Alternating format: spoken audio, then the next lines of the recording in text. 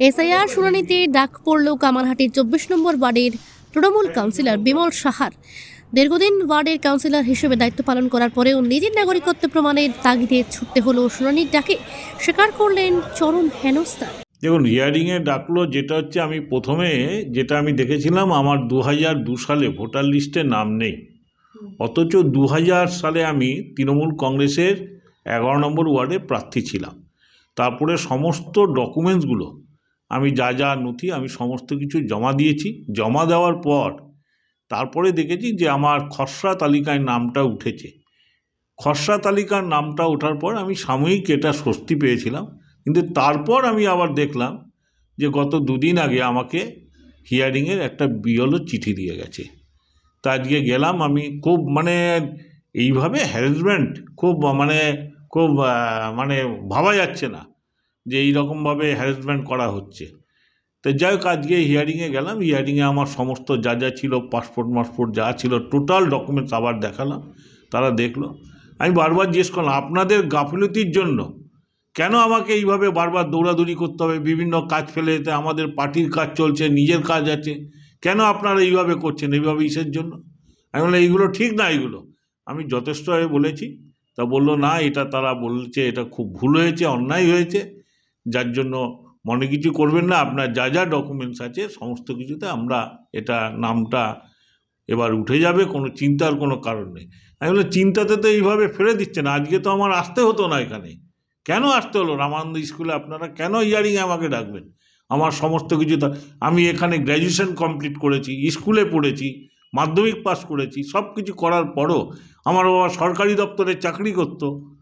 তারপরেও যদি এরম হয়, আপনাদের এরম ভুল হবে কেন এই জিনিসগুলো? তা আমি বলছি এটা মানুষকে শুধু হ্যারাসমেন্ট না, একটা চক্রান্ত চলছে, ভীতি প্রদর্শন চলছে। এইভাবে মানুষের মন জয় করতে পারবে না। আর নির্বাচন কমিশন হচ্ছে একটা বিজেপির দালাল, ও বিজেপির দালালি ছাড়া আর অন্য কিছু করছে না। কতক্ষণ লাগলো আজকে হিয়ারিংয়ে গিয়ে? আমার মোটামুটি 10 থেকে 15 মিনিট লেগেছে। কিন্তু অনেক মানুষ তো, বাচ্চা থেকে শুরু করে বৃদ্ধ, সবাই হাঁ করে দীর্ঘক্ষণ দাঁড়িয়ে থাকছেন হিয়ারিংয়ের জন্য, দূর দূরান্ত থেকে আসছেন। হেনস্থার পর হেনস্থা হচ্ছে। আপনি কাউন্সিলর হিসেবে হেনস্থার শিকার হলেন, সাধারণ মানুষ তো তাহলে আরোই ভয় পাচ্ছে। আমি তো সেটাই আমি বললাম, যদি আমার মতো মানুষ, দুবারের কাউন্সিলর আমি, তারপরেও যদি এরম অবস্থা হয়, সাধারণ মানুষের অবস্থা কি হবে? সাধারণ মানুষ ভুগছে। তবে আমরা পরিষ্কার বলছি যে যাদের যে এখানে সমস্ত কিছু ডকুমেন্টস থাকা সত্ত্বেও যাদের ভোটার লিস্টে নাম নেই বা বাদ দিয়ে দিচ্ছে, আমরা কিন্তু শেষ দেখে ছাড়বো, এবং একটা নামও আমরা কিন্তু বাদ দিতে দেবো না। যারা জেনুইন ভোটার তাদের ভোট রাখতেই হবে।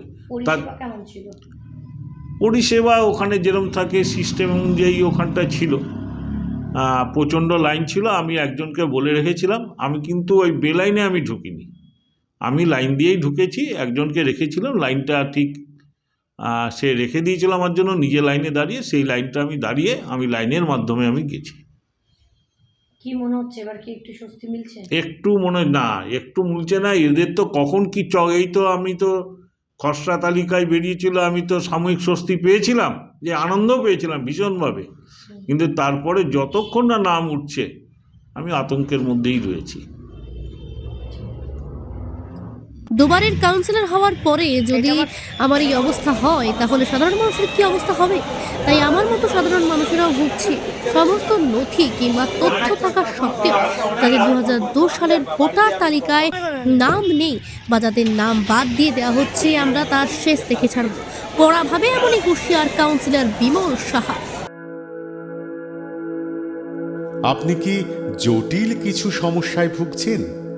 সমাধান পেতে চান? যোগাযোগ করুন প্রখ্যাত জ্যোতিষ ও তান্ত্রিক মনসারাম ভট্টাচার্যের কন্যা মনসা কন্যার সাথে। প্রখ্যাত জ্যোতিষ ও তান্ত্রিক মনসা কন্যা হাওড়া জানবাড়ি ও হাতিবাগানের নিজস্ব মন্দিরেও বসেন। যোগাযোগ 9830106967 আর 9239655323।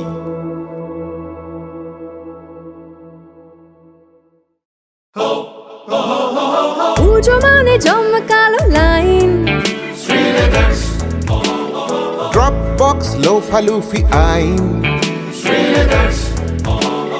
পেপারে রঙের ক্যাটালগে আঁকা বাঙালির ইমোশনে মাখা